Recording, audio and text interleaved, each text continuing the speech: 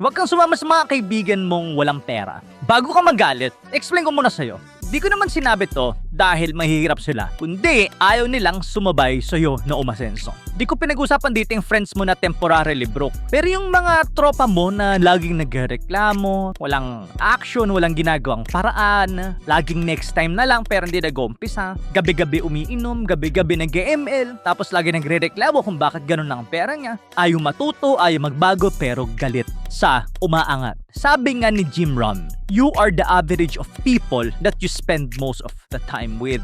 Kung puro broke mindset na nasa paligid mo, kahit may pera ka, ubos yan. Kaya ito yung ginagawa ko. Yung nag-uumpisa pa lang ako sa freelancing at sa video editing, nagde-distance ako sa mga tropang nag-iingay lang na wala namang ginagawa. Hindi ko sila inaaway. Minamahal ko sila sa malayo. I'm just investing my time sa mga income generating efforts. So ang tanong ko sa'yo, anong klaseng kaibigan meron ka?